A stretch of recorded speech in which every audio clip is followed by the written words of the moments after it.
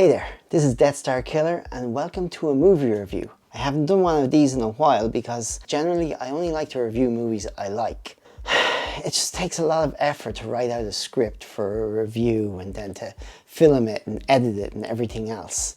So I'm going to try something new. I'm going to try and do a review where I didn't even write a script. This could be terrible. So earlier today I saw Resident Evil Welcome to Raccoon City, the new restart of the Resident Evil movie franchise.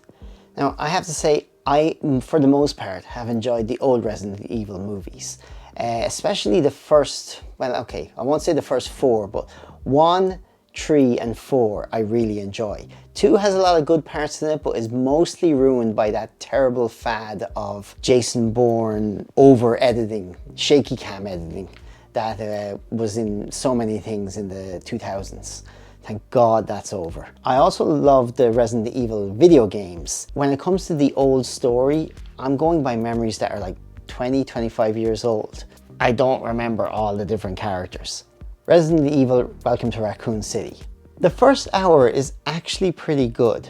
It's well shot, it's atmospheric, the tension is ramping up. It's a proper horror movie. It wasn't scary, but it was tense.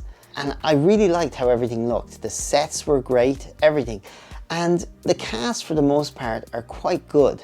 We've got, oh, I'm gonna have to read out their names. Kaya Scodelario, who's actually quite good in this. Probably the best in it. Robbie Amell is okay. John-Kamen is good but isn't given much to do. Tom Hopper, also good but not given much to do. And Donal Logue, who I usually like, but he is terrible in this. And Neal McDonough, who's always a solid villain. Again, he's not given a hell of a lot to do in this. As I was saying, the first hour I quite enjoyed and I was really looking forward to see where it was going. It's kind of like a mixture of Resident Evil 1 and 2. So basically, while Resident Evil 1 is happening in the mansion, Resident Evil 2 is happening in the city and the police station. I liked the way both were happening at the same time. But the last half hour, 40 minutes of this movie, characters just make terrible decisions, which is the norm, but just, these are like trained professionals. Don't have people be stupid when zombies attack. Shoot them in the head. Unless you're having it that they live in a world where there's been no zombie movies and no zombie video games. They should know you always shoot them in the head. These guys are pumping bullet after bullet into the body of these zombies that are right in front of them. And then eventually go, oh yeah, do, and shoot them in the head. That's what just drives me up the wall. The script is terrible. The last half hour, we've got zombie attacks, we've got monster attacks, we've got the big bad monster, and we've got a couple of double crosses and switches and stuff like that. But it's just all done with such, who cares? The action sequences look like they were made by somebody who's never seen an action sequence in their life. Not exciting. And the boss battles, just so easily won. There's no suspense, there's no... Like, imagine playing a video game for hours and hours and getting to that boss. The boss stands in front of you, you shoot him once, he falls down dead and it says game over. That's this movie. I hate movies that treat you like you're dumb.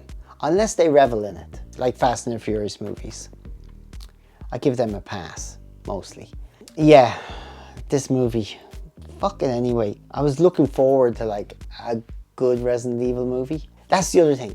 The old ones had Mila Jovovich, and like she is a bit of a star. Especially back then, she had star power. Like it said Mila Jovovich on the poster. This doesn't have a star. Like I think there's a lot of up and coming stars in this, but nobody is an actual star yet. So there's nobody to get people to go to see this movie unless you're already a Resident Evil fan. And a Resident Evil fan is probably already gonna have looked in to see if this was any good and probably just not gonna go. So I think this new franchise is dead in the water already. Maybe I'll be wrong and there'll be a few improved sequels.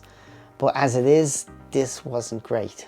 There's a scene in this where Donal Logue, the police chief, is trying to leave the city, and as he gets to the edge of town, it's blocked by umbrella soldiers. And there's a car in front of him, with people getting out and talking to the soldiers. He tries to reverse away from the whole situation when a car or a van pulls up right behind him and blocks him in.